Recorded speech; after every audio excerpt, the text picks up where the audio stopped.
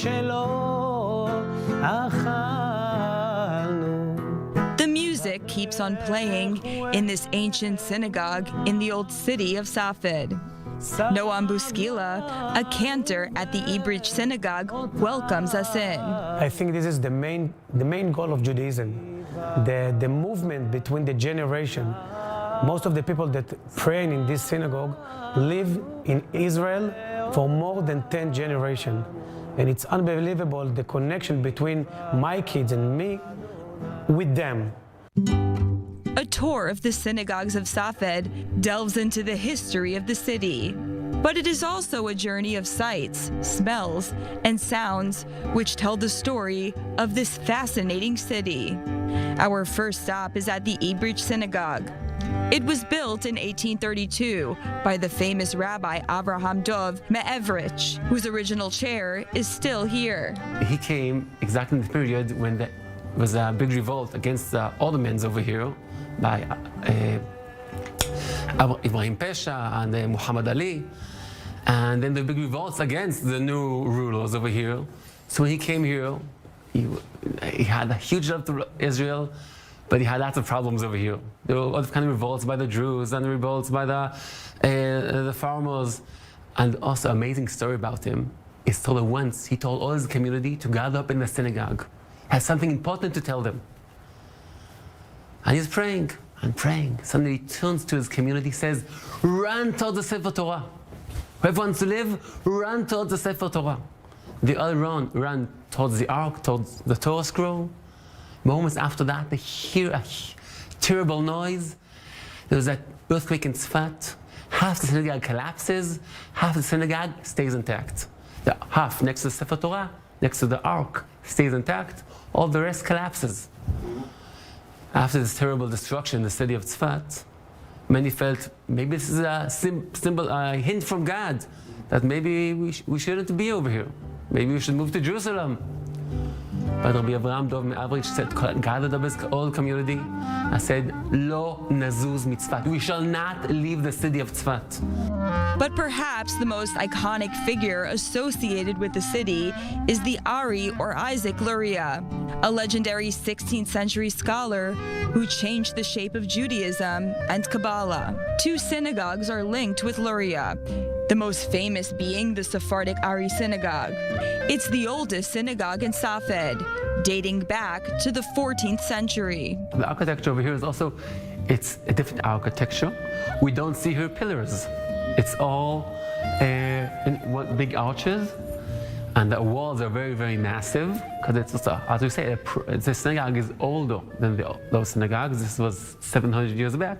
So our architecture from an earlier period.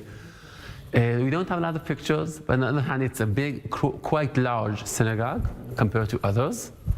Another thing about the synagogue, it's on the one hand, not many pictures, but they have also very special.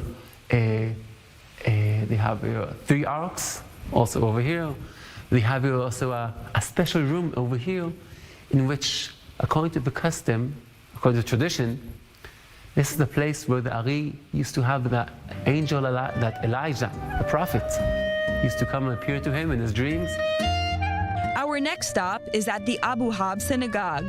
Shlomo Haddad, deputy mayor of Safed, who worked in the synagogue since he was 13, welcomes us. This synagogue is designed in the traditional Sephardi style. Because of its beauty, it attracts many people from different communities: Ashkenazi, Sephardi, secular, and religious Jews. Everyone here feels at home. This synagogue dates back to the 16th century and is named after Rabbi Abu Ab, a famous 4th century rabbi known for his famous Kabbalistic book, The Ark of the Testimony. It is one of several institutes in Safed associated with the golden age of the city. We're now in the period of the expulsion from Spain, 1492, when Columbus sailed the ocean blue, with the expulsion from Spain. Many Jews felt any moment the redemption is coming, because we're expelled from Spain, and 24 years after that, we start here at 1516, the Ottoman Empire, and the Ottomans encouraged Jews to move towards the Ottoman Empire. How do you do that? Release the taxes. Read my lips. And in this period, many Jews come from Spain towards Sfat. We have here 10,000 Jews here in Sfat in the 16th century, and they built very beautiful synagogues. One of them is this synagogue, the Abu Hab synagogue. It dates back from 500 years back. But even more than that, we have here a Torah scroll written by Rabbi Isaac Abu Hab in Spain, even prior to the expulsion. So it's almost 600-year-old Torah scroll in the ark over here, which is still in use. Our last stop is in a modern synagogue in a place called the House in Tet Vav, once an Ottoman-era building which was deserted and neglected for years. A few years ago, Hannah and Zalman Traxler, an American Jewish couple, decided to revive the place. We were a small group of people that wanted a shul that was geared for families, for our English-speaking families, that had a place where we felt comfortable, with the language and culture. A lot of us made Aliyah.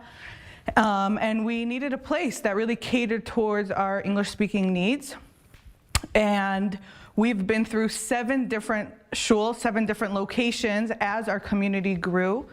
And about a year ago, we had a very generous donor who really believed in our mission and said that we needed a home.